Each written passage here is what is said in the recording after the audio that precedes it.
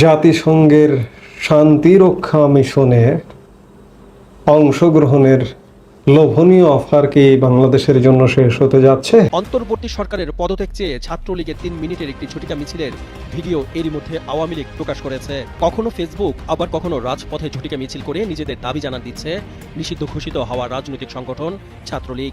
একদিকে আওয়ামী লীগ ফেরার জন্য প্রত্যয় নিয়ে বসে আছে, যে কোনো সময় ফিরতে পারে।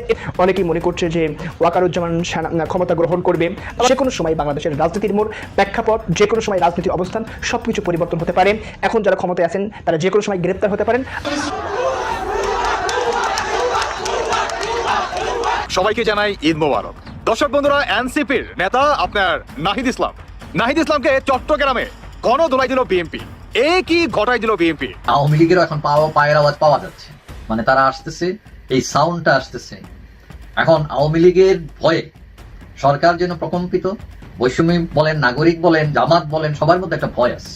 নির্বাচন কবে হবে, নির্বাচন আদৌ হবে কিনা, সরকার আওয়ামী লীগকে সহযোগিতা করছে কিনা, আওয়ামী লীগের আন্দোলন বেগবান করার ক্ষেত্রে সরকার প্রত্যক্ষ কিংবা পরোক্ষভাবে সহযোগিতা করছে কিনা, এনসিপি আওয়ামী লীগের সঙ্গে আঁতাত করছে কিনা। পিনাকিরিও হতাশ করছেন ডক্টর ইউনূস, শুধুমাত্র তাদেরকে না, পিনাকির স্বপ্ন ভেঙে দিচ্ছেন। তো তাহলে এই যে যারা আন্দোলন করতেছে বা পিনাকিটা যেই ফর্মুলা দিলেন কোনোটাই কাজে লাগলো না। স্বরাষ্ট্র উপদেষ্টা যিনি ছিলেন তিনি হুঙ্কার দিয়েছিলেন আওয়ামী লীগ যাতে মিছিল না করতে পারে, আর আওয়ামী লীগ দেখিয়ে দিল আওয়ামী লীগ এসব হুঙ্কারে ভয় পায় না। যত বেশি হুঙ্কার দিবে তত বেশি আওয়ামী লীগ শক্তিশালী হবে, তত বেশি জনগণ আওয়ামী লীগের সাথে হয়ে রাজপথে নামবে। তা আজকেও প্রমাণিত হয়ে গিয়ে। গাইস, এতক্ষণ দেখলেন খবরের শিরোনাম, আর এখন দেখবেন বিস্তারিত। ইতিমধ্যে আজকের খবরের শিরোনাম দেখে কিন্তু আপনারা বুঝতেই পারছেন আজকের খবরটা কতটা গুরুত্বপূর্ণ ছিল। দয়া করে কেউ স্কিপ করবেন না। যদিও বর্তমান বাংলাদেশের রাজনীতির অবস্থা বিশাল ভয়াবহ, আপনারা ভিডিও স্কিপ করে দেখলে খবরের কিছুই বুঝতে পারবেন না। যাই হোক বন্ধুরা, আজকের ভিডিও নিয়ে আমরা পর্যালোচনা এবং তদন্ত করে বেশ কয়েকটি খুবই গুরুত্বপূর্ণ তথ্য এবং ভিডিও ফুটেজ পাই, যা আজকের ভিডিওতে সেগুলোই এক এক করে ধারাবাহিক তুলে ধরবো। যদিও আজকের ভিডিওটা কিছুটা লং হতে পারে, তবে আজকের ভিডিওতে জানতে পারবেন এমন কিছু অজানা গোপন তথ্য যা জানলে আপনিও ইতিমধ্যে অবাক হতে বাধ্য। সেই সাথে আরো জানতে পারবেন বর্তমান বাংলাদেশের রাজনীতির অবস্থা আসলে কোন দিকে যাচ্ছে। যাই হোক বন্ধুরা, চলুন ভিডিওতে আজকে আর বেশি কথা বাড়াবো না, সরাসরি আজকে আমরা চলে যাব মূল ভিডিওতে। জাতিসংঘের শান্তিরক্ষা মিশনে অংশগ্রহণের লোভনীয় অফার কি বাংলাদেশের জন্য শেষ হতে যাচ্ছে? এই প্রসঙ্গটা নিয়ে আপনাদের সামনে কথা বলবো। জাতিসংঘ শান্তিরক্ষা মিশন শুধু নয়, পুরো জাতিসংঘই আস্তে আস্তে সংকটের মুখে।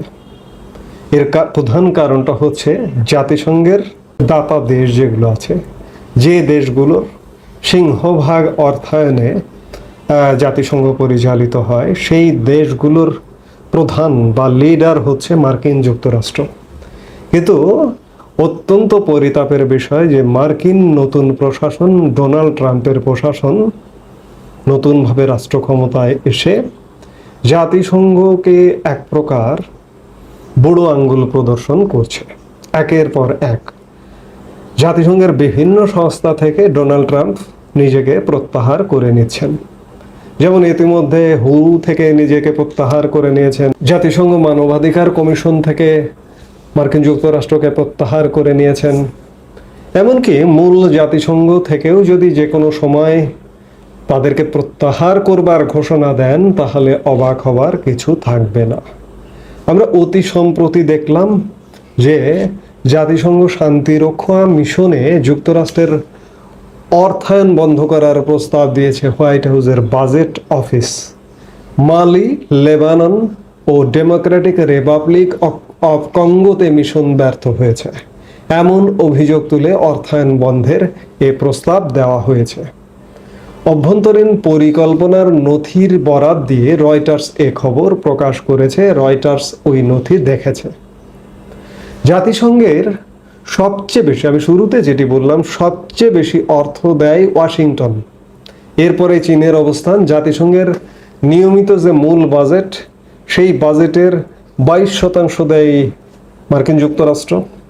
আবার এই যে শান্তিরক্ষী মিশনে যে বাজেট বন্ধের প্রস্তাব বা চিন্তা ভাবনা করছে, এই শান্তিরক্ষী মিশনে জাতিসংঘকে মার্কিন যুক্তরাষ্ট্র 27% বাজেট সহায়তা দেয়। মার্কিন যুক্তরাষ্ট্র যদি জাতিসংঘ থেকে একের পর এক প্রত্যাহার করে, তাহলে খুব স্বাভাবিকভাবে জাতিসংঘ সংকটে পড়বে। বিশেষ করে শান্তিরক্ষা মিশন যদি সংকটে পড়ে, শান্তিরক্ষা মিশনই বন্ধ হয়ে যেতে পারে, ভেস্তে যেতে পারে, এমন শঙ্কাও আছে। 27%, একবার চিন্তা করুন তাহলে কতটা কাটছাট করতে হতে পারে। আর আরেকটা বিষয় যে মার্কিন যুক্তরাষ্ট্র যে পথে হাঁটে অন্যরাও কিন্তু সেই পথেই হাঁটে। অবস্থাটা কিন্তু এমন, 27% শুধু 27% সীমাবদ্ধ নাও থাকতে পারে। এই যখন অবস্থা, বিশেষ করে শান্তিরক্ষী মিশন নিয়ে যখন এই অবস্থা, তখন কিন্তু বাংলাদেশের জন্য একটা জাতিসংঘের শান্তিরক্ষী মিশনে বাংলাদেশের আইন শৃঙ্খলা বাহিনী, সামরিক বেসামরিক বাহিনী, সেনাবাহিনী এবং সশস্ত্র বাহিনী, 3 বাহিনী, বাংলাদেশ পুলিশ, জাতিসংঘ শান্তিরক্ষী মিশনে একটা বড় ধরনের অংশগ্রহণ আছে। সব সময় প্রায় 8-10 হাজার সদস্য জাতিসংঘ শান্তিরক্ষা মিশনে মোতায়েন থাকে। এ যাবৎ প্রায় লক্ষাধিক, যখন থেকে জাতিসংঘ শান্তিরক্ষী মিশনে আমাদের বাংলাদেশ কাজ শুরু করেছে, এই যাবৎ পর্যন্ত লক্ষাধিক সদস্য জাতিসংঘের শান্তিরক্ষী মিশনে কাজ করেছে। সেই জায়গায় মার্কিন যুক্তরাষ্ট্রের বাজেট কাটছাট করবার ফলে জাতিসংঘের অংশগ্রহণের পথ কিন্তু রুদ্ধ হতে যাচ্ছে।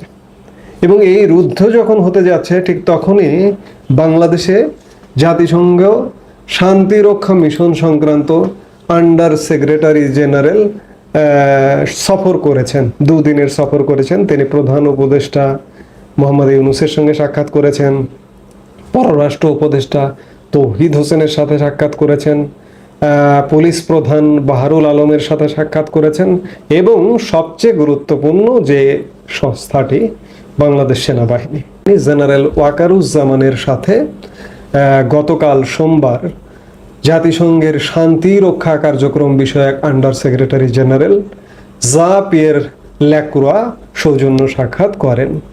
সেনাবাহিনীর বিজ্ঞপ্তিতে বলা হয় যে সৌহার্দ্যপূর্ণ এই বৈঠকে পারস্পরিক কুশল বিনিময়ের পাশাপাশি আন্ডার সেক্রেটারি জেনারেল জাতিসংঘ শান্তিরক্ষা মিশনে বাংলাদেশের সশস্ত্র বাহিনীর পেশাদারিত্ব ও দক্ষতার ভূয়সী প্রশংসা করেন।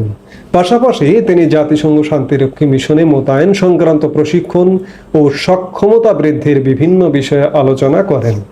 এছাড়াও তিনি বর্তমানে ইন এইড টু সিভিল পাওয়ারে মোতায়েনরত সেনাবাহিনীর সদস্যদের পেশাদারিত্ব ও বিভিন্ন কার্যক্রমের প্রশংসা করেন। অর্থাৎ এই মুহূর্তে বাংলাদেশেই, বিদেশে তো শান্তি রক্ষা করেই, বাংলাদেশে শান্তি রক্ষার কাজে যে বাংলাদেশে ক্যান্টনমেন্টের বাহিরে ম্যাজিস্ট্রেসি পাওয়ার নিয়ে যে সেনাবাহিনী মাঠে আছে, এই কার্যক্রমটির প্রশংসা করেছেন। সেনাবাহিনী প্রধান জাতিসংঘ শান্তিরক্ষা কার্যক্রমে বাংলাদেশ সেনাবাহিনীর নিয়মিত ও ভবিষ্যৎ মোতায়েনের বিষয়ে পূর্ণ সহযোগিতার আশ্বাস প্রদান করেন এবং আগামী দিনেও এই অঙ্গীকার অটুট থাকবে বলে আন্ডার সেক্রেটারি জেনারেলকে অবহিত করেন।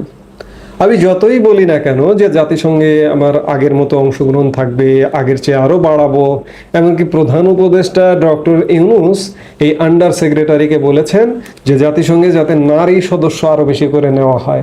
আমি যত কথাই বলি না কেন, সারা পৃথিবীর অংশগ্রহণটা সীমিত হয়ে আসছে, সেই সাথে বাংলাদেশেরও এই জাতিসংঘ শান্তিরক্ষী মিশনে অংশগ্রহণটা সীমিত হয়ে আসবে যদি চূড়ান্ত বিচারে মার্কিন যুক্তরাষ্ট্র বাজেট সহায়তা প্রত্যাহার করে নেয়। 27%।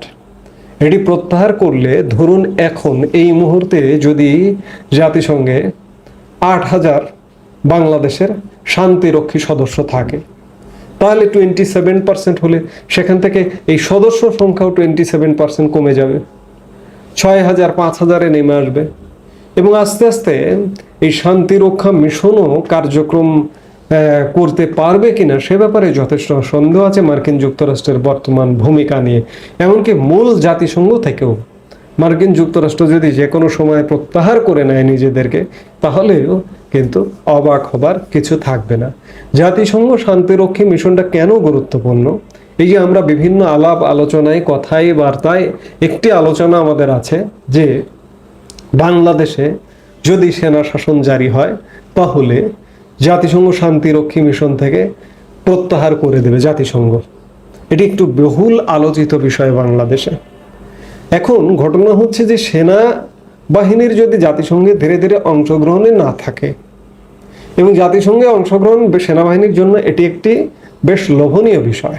যেসব সদস্য জাতিসংঘ শান্তিরক্ষী মিশনে অংশগ্রহণ করে আর্থিকভাবে তারা ব্যাপক একটা জাতিসংঘ থেকে ভাতা পায়। সেই ভাতার কারণে বাংলাদেশে সেনা শাসন জারি হয় না, যে সেনাবাহিনী ক্ষতিগ্রস্ত হবে, এমন একটি আলাপ প্রচলিত আছে। তো সেই জায়গায় জাতিসংঘ ধীরে ধীরে আসলে সংকুচিত হচ্ছে। মূল জাতিসংঘ তো সংকুচিত হচ্ছেই, শান্তিরক্ষী মিশন সংকুচিত হচ্ছে, এবং সেখান থেকে যে জাতিসংঘ ধীরে ধীরে বাংলাদেশের অংশগ্রহণ করবে, এই কমার মুহূর্তেই জাতিসংঘ শান্তিরক্ষী মিশন বিষয়ক আন্ডার সেক্রেটারি জেনারেল বাংলাদেশ সফর করছেন এবং সেনাপ্রধান জেনারেল ওয়াকারুজ্জামানের সাথে সাক্ষাৎ করছেন, প্রধান উপদেষ্টার সাথে সাক্ষাৎ করছেন, অন্যান্য গুরুত্বপূর্ণ দায়িত্বশীল ব্যক্তিবর্গের সাথে সাক্ষাৎ করছেন। তাহলে কি তিনি এই বার্তা দিতে এসেছেন যে জাতিসংঘ থেকে আস্তে আস্তে ক্লোজ করতে হবে? এবং এটি রুটিন সফর, পৃথিবীর বিভিন্ন দেশ বিভিন্ন প্রান্ত সফর করেন, রুটিন সফরেই এসছেন, এবং রুটিন সফরে এসে কি এই বার্তাটাই দিয়ে গেলেন যে জাতিসংঘ থেকে সেনাবাহিনীকে ক্লোজ করতে হবে, বাংলাদেশের সশস্ত্র বাহিনীকে ক্লোজ করতে হবে?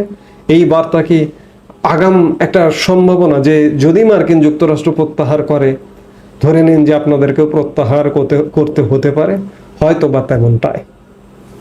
কাউকে বুঝতে না দিয়ে বিএনপিকে কারা নিয়ন্ত্রণ করছে এবং বিএনপি নেতাদের বক্তব্য কারা ঠিক করে দিচ্ছে শুনলে অবাক হবে। দর্শক, বিএনপি নেতারা লাগাম ছাড়া কথা বলছে, উদ্ভট কথা বলছে, ভারতের হেজিমনি প্রতিষ্ঠার কথা বলছে, আওয়ামী লীগকে রিপেট্রিয়েশনের কথা বলছে, 24-এর গণবিপ্লবের বিরুদ্ধে কথা বলছে, 24কে ভুলিয়ে দিতে মাঠে নেমেছে। সংবিধানের সও বুঝে না এরা, সেজেছে বড় বড় সংবিধান বিশেষজ্ঞ। পলিটিক্যাল সায়েন্সের পিও বোঝে না এরা, সেজেছে রাষ্ট্রবিজ্ঞানী। বিএনপির এদের মাথা ঠিক মতো কাজ করছে না, এদের কোনো ব্রেইন নেই, পড়াশোনা নেই। এরা কোনো বই পুস্তক নিয়ে অথবা স্টাডি বলতে যা বোঝায়, গবেষণা বলতে যা বোঝায়, এরকম কোনো কাজে কোনো নেতা মনোনিবেশ করেছেন এরকম কোনো প্রমাণ কেউ দেখাতে পারবে না। এরা কোনো পড়াশোনাই করে না। সাপোজ এই রুহুল কবির রিজভী বলতে পারবে যে কবে তিনি ওই মাস্টার্স পরীক্ষা দিয়েছিলেন কয়েক বছর আগে? তাছাড়া পলিটিক্যাল সায়েন্সের কোনো কিতাব অথবা পৃথিবীর বিভিন্ন দেশে যেসব ঘটনা প্রবাহ ঘটে এগুলো নিয়ে আপনি একটু পড়তে বসেছেন, অথবা কোনো থিসিস পড়েছেন, অথবা নতুন কোনো রাষ্ট্রবিজ্ঞানে কোনো একটা বই পড়েছেন, অথবা এই যে বিভিন্ন থিওরি আছে যেগুলো রাষ্ট্র ব্যবস্থা বুঝতে হলে আপনাকে জানতে হবে, আপনাকে কৌটিল্যের অর্থশাস্ত্র বুঝতে হবে, সঞ্জুর আর্ট অফ ওয়ার বুঝতে হবে, এছাড়া এই বর্তমান বাস্তবতায় গ্লোবালাইজেশন বুঝতে হবে, এজন্য আলাদা থিসিস আছে, বিভিন্ন রিসার্চ ফাইন্ডিংস আছে, এগুলো আপনাকে পড়তে হবে। আপনাকে ক্যাপিটালিজম বুঝতে হবে, আপনাকে গ্লোবাল রিয়ালিটিস বুঝতে হবে, আপনাকে ইন্টারন্যাশনাল রিলেশনস বুঝতে হবে, আপনাকে ফরেন পলিসি বুঝতে হবে, এছাড়া আপনাকে মিশেল ফুকোকে স্টাডি করতে হবে, আপনাকে রুশো, মেকিয়েভেলি এদেরকে বুঝতে হবে, দি প্রিন্স পড়তে হবে। এগুলো কি পড়ে? এগুলো পড়েছে? এগুলো কোন জায়গায় কি আছে? এমনকি আপনি যদি সঠিকভাবে রাজনীতি রাষ্ট্রবিজ্ঞান বুঝতে চান, আপনাকে দি পলিটিক্স পড়তে হবে, অ্যারিস্টটল পড়তে হবে, প্লেটো পড়তে হবে, প্লেটোর ফিলোসোফার কিং পড়তে হবে, নানান কিছু আপনাকে বুঝতে হবে, নইলে আপনি রাজনীতিবিদ হতে পারবেন কিন্তু রাষ্ট্রবিজ্ঞানী হতে পারবেন না। বিএনপি নেতারা এইসব কিতাব পড়েছেন বা এগুলো তো মাঝে মাঝে রিভাইজ দিতে হয় এগুলো নিয়ে, অথবা এগুলোর উপর ভিত্তি করে যে নতুন নতুন থিসিস হয়, যে ফাইন্ডিংস আসে সেগুলো পড়তে হয়, বিভিন্ন পিএইচডি থিসিসের ফাইন্ডিংসগুলো স্টাডি করতে হয়। কোনো পড়াশোনা নেই। তাহলে বিএনপি নেতাদের বক্তব্য কে ঠিক করে দেয়? এই যে সালাউদ্দিন আহমেদ ভারতে ছিলেন, এই সালামের টাকায় বিলাসী জীবনযাপন করেছেন ভারতে। কয়টা কেতাব ছিল তার রুমে, কি কি পড়েছে বলতে পারবে? কিচ্ছু পড়েনি, অথচ কিছু বোঝে না। একসময় পড়াশোনা করেছেন, মেধাবী ছিলেন, বিসিএস ক্যাডার ছিলেন, কিন্তু গত 10-15 বছরে কোনো কেতাব পড়েছেন? পড়েন নাই। অথচ দেশে এসে এখন বিএনপির সংবিধান বিশেষজ্ঞ সাজছে, অথচ সংবিধানের সিস্টেম কিচ্ছু বোঝে না। রুহুল কবির রিজভী, আমির খসরু মাহমুদ চৌধুরী এরা সংবিধান বিশেষজ্ঞ সাজছে। আমির খসরু মাহমুদ চৌধুরী বড় ফরেন পলিসি বিশেষজ্ঞ সাজছে, অথচ এদের কোনো পড়াশোনা নেই। রুহুল কবির রিজভী পলিটিক্যাল সায়েন্সে কিচ্ছু বোঝেন না, এদের পড়াশোনা নেই, অথচ বড় বিশেষজ্ঞ বসে আছেন। দেখেন এই কথাগুলো কেন বললাম যে এদের কোনো এলেম নাই এখন। এটা বলছে এই কারণে, এই যে গণপরিষদ নির্বাচনে বিরোধিতা করছে, বলছে না না নতুন সংবিধান কেন হবে, গণপরিষদ কেন, গণপরিষদ তো হয় একটা স্বাধীন ভূখণ্ড পেলে তখন। এদের জ্ঞানের দৌড় দেখছেন, গণপরিষদ নাকি স্বাধীন ভূখণ্ড পেলে হয়। এরা জানে না যে গণপরিষদ একটা রেজিম চেঞ্জের ফলে হতে পারে, একটা প্যারাডাইম শিফটের ফলে হতে পারে, নতুন সংবিধান বা সংবিধান সংশোধনের জন্য গণপরিষদ হতে পারে। এমন এক্সাম্পল আছে যে যার সংবিধান সংশোধন পার্লামেন্টে হয় না, সংবিধান সংশোধনের জন্য আলাদা গণপরিষদ নির্বাচন হয় বা সেখানে হয়। বরং পার্লামেন্ট জিনিসটা কি, সেখানে কয়জন এমপি থাকবে, কয়টা হাউস থাকবে, এটা ঠিক করবেই তো সংবিধান। সেই সংবিধান যদি না থাকে আপনি কিসের পার্লামেন্ট? নির্বাচন কিভাবে হবে এটাও তো সংবিধানে থাকবে। তো সেটা যদি না থাকে আপনি নির্বাচনটা করবেন কিভাবে?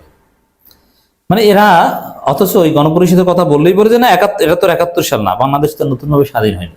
সেকেন্ড রিপাবলিকের কথা বললেই বলে যে না বাংলাদেশ তো দ্বিতীয়ভাবে, আচ্ছা ফ্রান্সে তো অলরেডি 3-4 বার রিপাবলিক ঘোষণা হয়েছে, তার আগে 3-4 বার স্বাধীন হয়েছে। মানে এরা জানে না, বোঝে না, সারা পৃথিবীর কোনো খোঁজ খবর নাই, এরকম উদ্ভট কথা বলে। আবার interim government, what is the difference between interim government and caretaker government according to political science? এটা বিএনপি ব্যাখ্যা করতে পারবে? বিএনপির কোন নেতা আছে এগুলো বুঝে? না, এরা বোঝে না। এ কারণে দেখেন আমির খসরু মাহমুদ চৌধুরীর বক্তব্য, পরিবর্তনের দায়িত্ব কাউকে দেওয়া হয়নি, পরিবর্তন আসবে ভোটের মাধ্যমে, মানে সংস্কার করা আপনাদের কাজ না, সরি, এভাবে বলে দিয়েছে। আচ্ছা, শুধু কেয়ারটেকার, এই সরকারের নাম কি তত্ত্বাবধায়ক সরকার? দেখেন কোথাও লেখা ইন্টারিম গভর্নমেন্ট, অন্তর্বর্তীকালীন সরকার। অন্তর্বর্তীকালীন সরকার কি আর তত্ত্বাবধায়ক সরকার কি? এটা পলিটিক্যাল সায়েন্সে তো আছে, তাই না? তত্ত্বাবধায়ক সরকার যদি এই সরকারের নাম থাকতো তাহলে এই সরকার 90 দিনের বেশি থাকতে পারত না, এবং নির্বাচন দেয়াই হতো তাদের একমাত্র কাজ, যেটা অতীতে তত্ত্বাবধায়ক সরকার করেছে। কিন্তু এই সরকার হচ্ছে ইন্টারিম সরকার, অন্তর্বর্তীকালীন সরকার। অন্তর্বর্তীকালীন সরকার যে কোনো কিছু করতে পারে এবং তাদের মেয়াদ অনির্দিষ্ট, তারা 8 বছরের ক্ষমতায় থাকতে পারে। এটাই পলিটিক্যাল সায়েন্স, প্রয়োজনে তারা স্ট্যাবিলিটির জন্য থাকবে। তো অন্তর্বর্তীকালীন সরকার এটা, যেটা সংবিধানে এদের মেয়াদ নিয়ে কোনো ডেফিনিশন নেই। অতএব এই সরকারের দায়িত্ব কি না, এটা কি এই মাথামোটা আমির খসরু ঠিক করে দিবেন? যারা বিভিন্ন ক্লাবে বসে থাকেন, পড়াশোনা করেন না, তারা এগুলো ঠিক করবেন? এটা হাস্যকর। তো এই নামটা কেন? ডক্টর ইউনূস সরকার চালাক, দেখেন তত্ত্বাবধায়ক সরকার নাম দিয়েছে, দেয়নি, ইন্টারিম। অতএব সংস্কার পরিবর্তন এটা তাদের কাজ না, তাহলে কার কাজ? আপনার কাজ। আপনাকে কে দায়িত্ব দিয়েছে এটা বলতে? বিএনপির স্থায়ী কমিটির সদস্য আমির খসরু মাহমুদ চৌধুরী বলেছেন, দেশের পরিবর্তন আসবে ভোটের মাধ্যমে। নির্বাচিত প্রতিনিধিরা সরকার সংসদে গিয়ে দেশের সব পরিবর্তন আনবে, আর কাউকে পরিবর্তন দায়িত্ব দেওয়া হয়নি এখানে। তো অতিসত্ত্ব নির্বাচনের মাধ্যমে দেশের মানুষের মালিকানা ফিরে দিতে হবে। দেখেন এদের মাথার ব্রেন কত দূর। আচ্ছা, এই নির্বাচনটা যে হবে, কিভাবে হবে, এটা ঠিক করবে কে? নির্বাচনটা কার অধীনে কিভাবে হবে, এই বিধিমালাটা কোথায় পাবেন আপনি? এটা হাসিনা ঠিক করে দিবে না আপনার বাপ মোদি ঠিক করে দিবে? কথা একটা বললেই হয়ে গেল। পরিবর্তনের দায়িত্ব এদের দেওয়া হয়নি, এদের কাজ শুধু ভোটের আয়োজন করা। তাহলে এটার নাম ইন্টারিম কেন?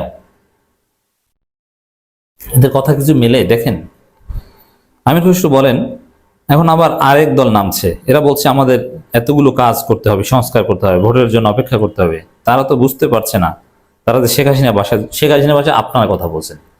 শেখ হাসিনা নির্বাচন করতো, যে না একটু নির্বাচনে দেরি করা যাবে না, দ্রুত নির্বাচন হবে, বিএনপি আসলে আসুক, নইলে নির্বাচন। এই যে ওবায়দুল কাদের নির্বাচনের ট্রেন ছেড়ে দিয়েছে বলতো না? এর মানে নির্বাচনের জিকির করতো হাসিনা, ওবায়দুল কাদের এরা, আর বিএনপি তখন নির্বাচন বর্জনের জিকির করতো, নির্বাচনের বিরোধিতা করতো, যে না অপেক্ষা করুন, জনগণের জন্যই তো নির্বাচন। কিসের সাংবিধানিক ধারাবাহিকতা? সাংবিধানিক ধারাবাহিকতার দোহাই দিয়ে নির্বাচনের জিকির করতো বিএনপি, হাসিনা, আওয়ামী লীগ হাসিনা। এখন ওই জিকির করছে বিএনপি, আর আমির খসরু বলছে যে এটা নাকি শেখ হাসিনা। আরে ভাই, শেখ হাসিনা কি নির্বাচনের বিরুদ্ধে বলতো কিছু? নির্বাচনে কারচুপি করতো, এটা তো স্বীকার করতো না, কিন্তু উপরে উপরে নির্বাচনের কথা বলতো। তা আপনারা তো নির্বাচনে কারচুপি করবেন এবং আপনারা উপরে উপরে নির্বাচনের কথা বলছেন, তো এটা কি আমরা হতে দিব না? এইসব বাটপারি করে লাভ নাই মিস্টার আমির খসরু বলেন, এখন আবার আরেক দল নামছে, এই সংস্কার হবে। তিনি আরো বলেন, আজ কিছু শক্তি যারা জনগণকে ভয় পায়, যাদের জনগণের উপর আস্থা নেই তারা নির্বাচন ব্যবস্থাকে ভয় পায়। নির্বাচন ব্যবস্থায় কেউ ভয় পায় না, নির্বাচনের কারচুপিকে ভয় পায় আমরা। আর আপনারা নির্বাচনে ভোট চোর সম্ভাব্য কারচুপিকারী, এই কারণে আপনাদেরকে শায়েস্তা করে ভোট চুরির মন মানসিকতা দূর করিয়ে তারপরে নির্বাচনে আনতে হবে। কারণ তারা জানে নির্বাচনে গেলে তাদের হয়তো সেই ফলাফল আসা দরকার যেটা আসবে না। হ্যাঁ, ভারত তো দিবে না, ভারত তো এনসিপি জামাত এদেরকে সিট দিবে না, এদেরকে কলা ধরিয়ে দিবে। আর আপনাদেরকে তো ভারত দিবে, এই কারণে আমরা এই নির্বাচন হতে দিব না। বিএনপি স্থায়ী কমিটির সদস্য বলেন, আমরা ঐক্যবদ্ধভাবে গণতন্ত্রের সংগ্রাম করছি, গণতন্ত্র ফিরে না আসা পর্যন্ত আমাদের সংগ্রাম অব্যাহত থাকবে। মানে এরা নাকি গণতন্ত্রের জন্য সংগ্রাম করছে, এখন নাই গণতন্ত্র নাই। আপনি চিন্তা করেন কেমন লাগে, কি করা দরকার, এখন নাই গণতন্ত্র নাই। মানে হাসিনার আমলে গণতন্ত্র ছিল, এখন নাই, কারণ হাসিনা আমলে ভোট ছিল। নেতাকর্মীদের উদ্দেশ্যে আমির খসরু বলেন, উশৃঙ্খল হলে চলবে না, নতুন রাজনীতি হচ্ছে শৃঙ্খলা রাজনীতি। শেখ হাসিনা পালিয়ে যাওয়ার পর বিএনপি আওয়ামী লীগের চাইতে উশৃঙ্খল, এরা নারী নির্যাতনকারী, ধর্ষণকারী, এরা চোর, এরা বাটপার, এরা লুটপাটকারী, এরা ডাকাত। এবং এই কাজগুলো আমি যে কটা অপরাধ বললাম এগুলো কাজ করতে যে এরা বহিষ্কার পর্যন্ত হয়েছে, পুলিশের হাতে অ্যারেস্ট হয়েছে পদধারী বড় বড় নেতা। তিনি আরো বলেন, রাজনীতিতে গুণগত পরিবর্তন আনতে হবে, আমাদের নেতাদের আনতে হবে, কর্মীদের আনতে হবে, সমর্থকদের সকল সহযোগিতায় আগামী দিনে নতুন রাজনীতি বিএনপি যে জনপ্রিয়তা আছে তা ধরে রাখতে হবে। বিএনপির জনপ্রিয়তা নেই, এসব কথা বলে লাভ নেই। যাই হোক দর্শক, তো এই যে এক এক সময় উদ্ভট কথা বলে, যেগুলো পলিটিক্যাল সায়েন্সে কোনো এক্সিস্টেন্স নেই, যেগুলো বাস্তবতা নেই, মানে আকাশ কুসুম কথাবার্তা বলছে, এগুলো কারা ঠিক করে দিচ্ছে? আপনি দেখবেন যে বিএনপিতে এক এক সময় এক একজন নেতা লাইমলাইটে আসে, কখনো দেখবেন যে চারদিকে রুমিন ফারহানার বক্তব্য চলছে, একটা বিতর্কিত বক্তব্য দিয়ে সেটা ভাইরাল করে দিয়েছে। আবার কখনো দেখবেন যে আমির খসরু মাহমুদ চৌধুরী, কখনো দেখবেন সালাউদ্দিন আহমেদই all in all. Salahuddin Ahmed all in all থাকলে তখন দেখবেন মির্জা ফখরুল একটু ধামাচাপা, আবার কখনো দেখবেন মির্জা ফখরুল, আবার কখনো দেখবেন যে না, সবার উপর। এই যে রমজানের শেষের 15 থেকে 25 পর্যন্ত মনে হয় যেন বিএনপির নেতা একজনই মির্জা আব্বাস, আর কেউ নেই। এরকম এক একজন নেতার মাধ্যমে, এবং কখনো রুহুল কবির রিজভী, আবার কখনো কখনো রিজভীর বক্তব্য এক সপ্তাহ যাবত কোনো আলোচনায় নেই। তো এই যে কখন কি বলবে, কারা বলবে, কাদের, এগুলো সব ঠিক করে দেয় এস আলম গ্রুপ আর বসুন্ধরা গ্রুপ। এগুলো সব তাদের মেকানিজম। তারেক রহমানের সাথে এস আলমের বৈঠক হয়েছে, অতএব বাংলাদেশের রাজনীতির বিএনপির দিকটা নিয়ন্ত্রণ করছে এস আলম এবং বসুন্ধরা গ্রুপ। তারা যাকে সামনে আনবে বিভিন্ন অ্যাসাইনমেন্ট দিয়ে, সাপোজ বিএনপির নেতাকে প্রয়োজনীয় স্বার্থ কোটি কোটি টাকা দিলে ওই ভারতের ন্যারেটিভ সে বলে দিবে, ওইরকম দেখবেন যে প্রত্যেক নেতাকেই বিএনপির প্রত্যেক নেতাকে এভাবে বিতর্কিত করছে। তো বিএনপিকে এভাবে বিতর্কিত করে বিএনপিকে খেয়ে দিচ্ছে, খেয়ে দিয়ে তারপরে আওয়ামী লীগকে আনার রাস্তা তৈরি করছে। আগামী নির্বাচন কবে হবে, কি কি শর্তের ভিত্তিতে হবে, বা আদৌ কোনো শর্ত থাকবে কিনা, এগুলো এই মুহূর্তে রাজনীতির খুবই গুরুত্বপূর্ণ আলোচনার বিষয়। এবং সবগুলো পার্টি যারা সিগনিফিক্যান্ট সমর্থন আছে বা মানুষের মনোযোগ আছে, তারা প্রত্যেকে কম বেশি এই বিষয়গুলোতে কথা বলছে। জামায়াতও কথা বলছে, এবং সাম্প্রতিক সময়ে জামায়াতের আমিরের বক্তব্য খুব সারপ্রাইজিংলি খুব অল্প সময়ের মধ্যেই দুরকম বক্তব্য এসছে আমি বলতে পারি। এবং কেন এটা হচ্ছে, কেউ কেউ বলছেন যে জামায়াতের আমিরের খুব দ্রুত বা ঘন ঘন মুড সুইং হয়।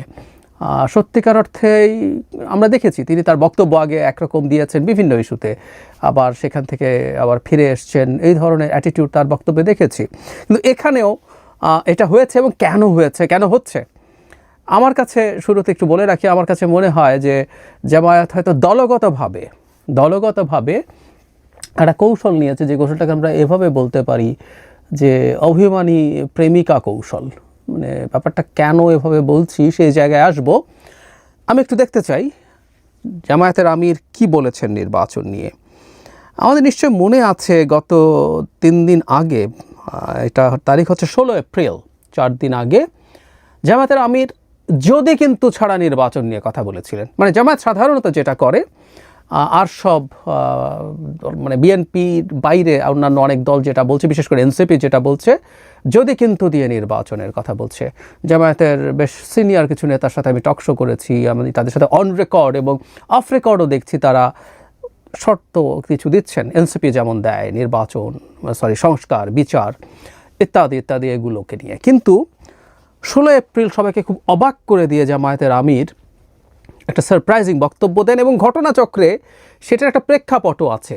তিনি ইউরোপ ভ্রমণ করেছিলেন এবং তিনি তার নায়েবে আমিরকে নিয়ে লন্ডনে যান এবং সেখানে বেগম খালেদা জিয়ার সাথে বৈঠক করেন। বলছেন যদি এটা শুধুমাত্র কুশলাদি বিনিময়, তার সাথে সেখানে জনাব তারেক রহমান প্রেজেন্ট ছিলেন, সেটাও আমরা জানতে পারি। মানে তার শুধু স্বাস্থ্যের কুশল নিতে হলে বেগম খালেদা জিয়া এই 5 অগাস্টের পর দীর্ঘদিন দেশে ছিলেন, তার বাড়িতেই সেগুলো হতে পারত। আসলে আমরা ধরেই নিতে পারি সেটা হচ্ছে যে তারা কোনো না কোনো আলোচনা করেছেন আগামী নির্বাচন বা এইসব ইস্যু নিয়ে। তার পরপরই যখন এই মন্তব্য করেছেন সেই প্রেক্ষাপটে মনে হচ্ছিল যে জামায়াত বিএনপির সাথে পুরোপুরি অ্যালাইন্ড হয়ে গেছে নির্বাচন নিয়ে। কারণ এখানে যদি কিন্তু ছাড়া তিনি একেবারেই যদি কিন্তু ছাড়া আগামী রমজানের আগে নির্বাচনের কথা বলেছেন। এখানে কোনো সংস্কার, কোনো বিচার এসব আলাপ তিনি আনেননি। ক্লিয়ারলি বলে দিয়েছেন কেন জুনে না, ঝড় বৃষ্টি, তারপরে রমজান আছে, এগুলো সব বলে উনি এটা বলেছিলেন আমেরিকার যে 2 সহকারী পররাষ্ট্রমন্ত্রী এসেছিলেন তাদের সাথে মিটিংয়ে। আমি একটু এক্স্যাক্টলি উনি কী বলেছেন পড়ি। আর আমাদের ভিউ হচ্ছে এটা রমজানের আগে শেষ হওয়া দরকার, মানে নির্বাচন সম্পর্কে। জুন পর্যন্ত অপেক্ষা করলে তখন বর্ষা, ঝড়, বিভিন্ন ধরনের প্রাকৃতিক দুর্যোগ আসবে, তখন ইলেকশন অনিশ্চিত হওয়ার আশঙ্কা দেখা দেবে। আমরা এই জন্য চাচ্ছি এই আশঙ্কার আগেই, রমজানের আগে যেন নির্বাচন হয়ে যায়। আমরা সেটাকে তাদের মতো করে, সেটা আমাদের মতো করে বলেছি। এই ঘটনা ঘটার 2 দিন পরই তিনি তার বক্তব্য নিয়ে একটু ভিন্ন অবস্থান নিয়ে নিলেন এবং বলতে গেলে তিনি আগের অবস্থানে ফিরে গেলেন। তিনি সাংবাদিকদের সাথে কথা বলার জন্য যখন বসেছেন তখন সেখানে বলছেন যে পরিস্থিতি তৈরি হয়েছে শেখ হাসিনার পতনের পর, সেখানে 3টি ম্যান্ডেটরি জিনিস দাবি করছে, এগুলো যদি হয় তাহলে তাহলেই নির্বাচনটা, তারা যে সময়ের কথা বলছেন সে সময়, তার মানে আগে যদি কিন্তু ছিল না, 2 দিন না যেতেই তিনি শর্ত যোগ করে দিচ্ছেন। সেগুলো কি কি?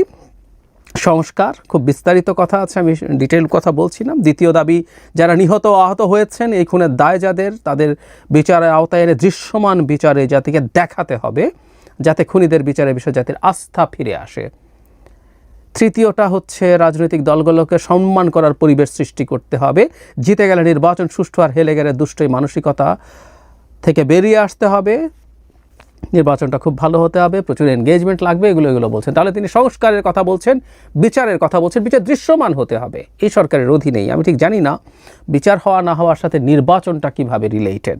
এবং আমি এই প্রশ্ন জামায়াতের এক নেতাকে অন রেকর্ড টকশোতে প্রশ্ন করেছিলাম। এখানে একটু বলে রাখি, আওয়ামী লীগ মানে বাংলাদেশে বর্তমানে যারা রাজনীতির মাঠে আছে, বিএনপি, জামায়াত, এনসিপি, আওয়ামী লীগ কার ওপরে অত্যাচার করেনি, এবং কোন দলটা, ধরে নিলাম বিএনপি জিতলো বা জামায়াত জিতলো বা এনসিপি জিতলো, কে আওয়ামী লীগের বিচার করবে না? আমরা একটু দেখতে চাই, জানতে চাই। সেটা আসলে দেখার কৌতূহল আছে যে এই সরকারকেই করে যেতে হবে। আর এই সরকার 1.5 বছর, 2 বছর, 3 বছর, 5 বছর, কত বছর থাকলে সবার বিচার, সব বিচার দৃশ্যমান হবে? উদ্ভট কথা, কিন্তু এগুলো আনা হচ্ছে। এবং আমি জামায়াতের ওই নেতার কাছে অন রেকর্ড জানতে চেয়েছিলাম, জামায়াতের কাছেও বা এনসিপির কাছে আসলে জানতে চাই কতজনের বিচার, কার বিচার, কোন পর্যায় পর্যন্ত? এটা কি প্রাথমিক রায়? এটা কি আপিলের রায়? আর যদি কারো ডেথ পেনাল্টি হয় তাহলে তো তার ডেথ রেফারেন্স সহ বহু কিছু, কোন পর্যায়ে, নাকি ফাঁসি কাস্টে যাচ্ছে এটা দেখতে হবে, জনাব সারজিৎ আলম যেভাবে একসময় বলেছিলেন। সো এগুলো আসলে ক্লিয়ার করা দরকার আছে, কিন্তু উনি এটা বলছেন। আবার ঠিক গতকাল এখানে আবার একই কথা বলছেন, শুধু না তিনি এখানে খোঁচা দিচ্ছেন, সেটা এরকম, দেশ জুড়ে চাঁদাবাজিতে জনগণের ধৈর্যের বাঁধ ভেঙে গেছে, এমন মন্তব্য করছেন জামায়াতের আমির। তিনি বলছেন খুনিদের বিচার ও প্রয়োজনে সংস্কারের আগে কোনো নির্বাচন নয়, চুরি আর কালো টাকার ভোট দেখতে চায় না জামায়াত। খুব ক্লিয়ার। তার মানে আবারও তিনি পরপর 2 দিন ক্লিয়ার করছেন বিচার এবং সংস্কার আগে কোনো ভোট হবে না। তাহলে উনি যে বললেন 16 তারিখে রমজানের আগে নির্বাচন হতে হবে, তাত্ত্বিকভাবে তাহলে এখন উনি আবার সরে এসছেন। ধরে নিলাম বিচার এবং সংস্কার, যে সংস্কার প্রয়োজন সেগুলো যদি রমজানের আগে শেষ না হয়, তাহলে জুনে নির্বাচন, বা জুনের আগেও শেষ না হতে পারে। ওনার কথা মতো ওনারা ডক্টর ইউনূস যে জুন বলছেন সেটাই আস্থা নেই। তাত্ত্বিকভাবে বলছি, জুনের মধ্যেও যদি বিচার দৃশ্যমান না হয়, জুনের মধ্যেও যদি ডিজায়ার্ড মানে তাদের ডিজায়ার্ড সংস্কার না হয়, তাহলে নির্বাচন তার পরের ডিসেম্বর, মানে 26 ডিসেম্বর, নাকি 27 জুন, 27 ডিসেম্বর, এসব কি চলতে থাকবে কিনা ইজ এ কোয়েশ্চেন। ওই আলোচনা সরিয়ে রেখে এখন যে কথাটা বলছিলাম, জামায়াত আসলে এই কাজটা কেন করছে? আমি মনে করি এটা ওনাদের দলীয় সিদ্ধান্ত। মানে যে বলছিলাম শুরুতেই, এটা এই মুড সুইং বা পরিকল্পিতভাবে অভিমানী প্রেমিকার মতো আচরণ।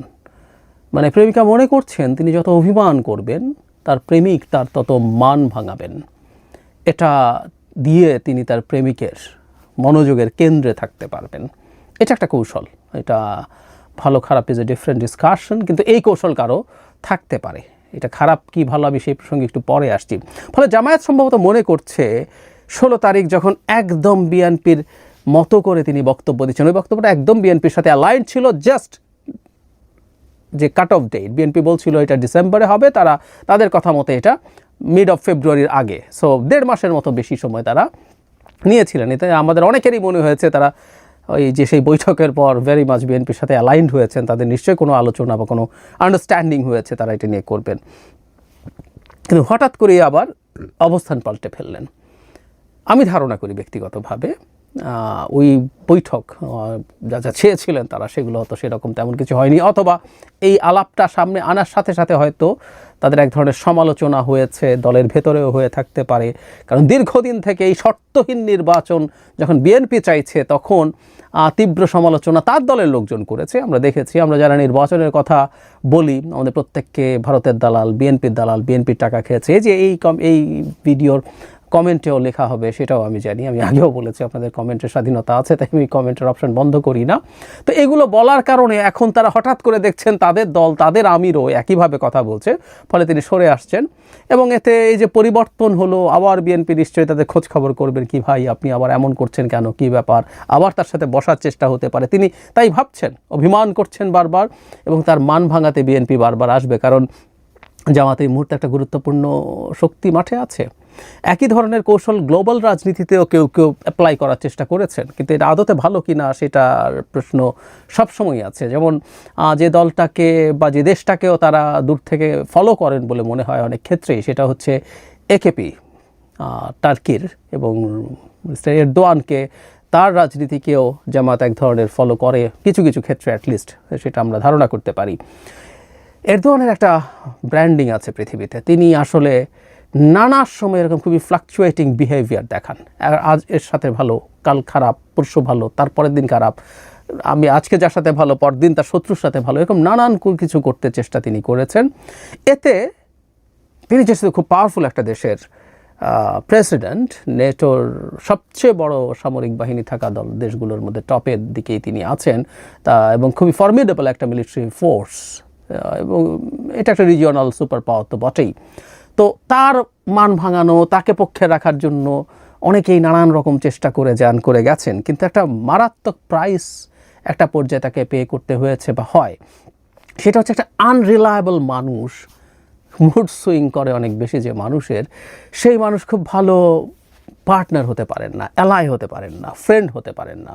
এটা হলো মেজর প্রবলেম। মনোযোগ হয়তো শর্ট টার্মে পাওয়া যায়, কিন্তু যে মানুষটা, যে দলটা তার পলিসি মুহূর্তে মুহূর্তে পাল্টায়, সেই দলটাকে যেহেতু চিনতে সমস্যা হয়, তার সাথে কে থাকবে, কি থাকবে, কেন থাকবে, কিভাবে থাকবে, এসব নানা ক্ষেত্রে নানা দল কনফিউজ থাকে। ধরুন এই 16 এপ্রিলে যখন তিনি শর্তহীনভাবে এটা বলেছেন, তার আগে তো এনসিপি জামায়াতকে সম্মত অ্যালাই ভাবছিল যে তাদের নির্বাচন নিয়ে তারা যেভাবে যদি কিন্তু দিয়ে কথা বলছেন, জামায়াতও তাই বলছে, এবং আমার ইন্টারপ্রিটেশন হচ্ছে এই দুটো দলেরই যত বেশি সম্ভব সময় পেলে নির্বাচনের আগে ভালো হয়, তাই তারা এই আলাপটা আনছেন। আমি বলছি না বিচার বা সংস্কার নিয়ে তাদের আন্তরিকতা নেই, কিন্তু এটা টেকনিক্যালি ব্যাপারটা সেই রকম। আবার বিএনপি যেহেতু দেখছে দ্রুত নির্বাচন হলেই তারা খুব ভালো ফলাফল করতে পারে, সুতরাং তারা সেই জায়গায় গেছে, তাই তারা ডিসেম্বরের মধ্যে নির্বাচন চায়। কিন্তু এনসিপি এখন হঠাৎ করে 16 তারিখ দেখলো যদি কিন্তু বাদ দিয়ে বিএনপির মতো করে কথা বলছে জামায়াত, সো তারা কনফিউজড হয়েছে। আবার বিএনপি মনে করলো না জামায়াত এখন আমাদের মতো করে কথা বলছে, কিন্তু না, আবার উনি আগে যা বলতেন একদম সরাসরি বলছেন গতকাল যে সংস্কার এবং বিচার ছাড়া শেষ করার আগে কোনো নির্বাচন হতে পারবে না। এনসিপি এখন আবার দেখলো যে সে আবার একই রকম জায়গায় ফিরে এসছে, আবার তার বন্ধু কিনা। বিএনপি দেখলো যে তার সাথে অ্যালাইন নাই, এখন এনসিপি নতুন করে তাকে কি ফুললি বিশ্বাস করবে? কারণ 16 তারিখ দেখা গেছে জামায়াত বিএনপির মতো করে কথা বলছিল। সো অভিমানী প্রেমিকা কৌশল যেটা, সেটার প্রবলেম এটা। মনোযোগ হয়তো শর্ট টার্মে পাওয়া যায়, সবাই তার মান ভাঙানোর চেষ্টা করে, তার পক্ষে নেওয়ার চেষ্টা করতে পারেন, কিন্তু দীর্ঘমেয়াদে আনরিলায়েবল হয়ে যায়। এবং জামায়াত এই ঝুঁকিটা তৈরি করছে। জামায়াতের আমির যে ধরনের বক্তব্য দিচ্ছেন, আমি ধারণা করি এটা অবশ্যই জামায়াতের কেন্দ্রীয় সিদ্ধান্ত, উনি জাস্ট ওনার ইচ্ছে হচ্ছে বলে ফেলছেন তা না। এটা জামায়াতের জন্য ইন এনি কনসিডারেশন একটা আত্মঘাতী পদক্ষেপ হচ্ছে বলে মনে করি। কারণ 8 মাস পর আমরা এখন যে জায়গায় দাঁড়িয়ে আছি, সরকারের 8 মাস শেষ হওয়ার পর, 8.5 মাস টু বি স্পেসিফিক, এই জায়গায় দাঁড়িয়ে আসলে নির্বাচন নিয়ে একদম স্ট্রিক্ট একটা অবস্থান সব দলের নিয়ে, আমি কোনটা ভালো কোনটা খারাপ সেটা ডিফারেন্ট ডিবেট, কিন্তু প্রত্যেকটা দলের তার ওই অবস্থানটা নিয়ে নেওয়া দরকার। যে দল গতকালও মনে করছে যদি কিন্তু দিয়ে নির্বাচন হবে, পরদিন হঠাৎ করে যদি কিন্তু ছাড়া নির্বাচন, আবার তারপর দিন আবার যদি কিন্তু দিয়ে নির্বাচন, এগুলো আসলে একটা দলের মানে তার অবস্থান, তার রিলায়েবিলিটিকে সিরিয়াসলি প্রশ্নবিদ্ধ করে। জামাত এই ঝুঁকিতে আছে বলে আমি মনে করি। আসসালামু আলাইকুম গাইস, আমাদের ফুল ভিডিওটি দেখার জন্য আপনাকে জানাই আমাদের চ্যানেল থেকে নিমন্ত্রণ এবং ঈদ মোবারক, সে সাথে রমজান মোবারক তো থাকতেছে আপনাদের। তো বন্ধুরা, আমাদের ফুল ভিডিওটি দেখে আপনাদের কাছে কেমন লাগলো অবশ্যই কিন্তু কমেন্ট বক্সে কমেন্ট করতে ভুলবেন না, কারণ আমাদের কমেন্ট বক্স আপনাদের জন্য আজীবন খোলা রাখছি আমরা। এমন নিত্য নতুন আপডেট খবর সবার আগে পেতে চাইলে এখনই আমাদের এই পিচ্চি সাকিব ইউটিউব চ্যানেলটি সাবস্ক্রাইব করতে হবে। তো বন্ধুরা, আজকের ভিডিওটি নিয়ে যদি আপনাদের মনের মাঝে কারো কোনো প্রশ্ন থেকে থাকে সেটা অবশ্যই কমেন্ট বক্সে কমেন্ট করবেন। আমরা পরবর্তী ভিডিওর মাধ্যমে ইনশাল্লাহ কমেন্টে রিপ্লাই দেওয়ার চেষ্টা করব। তো বন্ধুরা, ভিডিওতে আমাদের কোনো নিজস্ব কথা বলা হয় না, যা কিছু দেখেন যা কিছু শোনেন সব কিছু কিন্তু আমরা সোশ্যাল মিডিয়া থেকে কালেক্ট করেই দেওয়া হয়। ধন্যবাদ।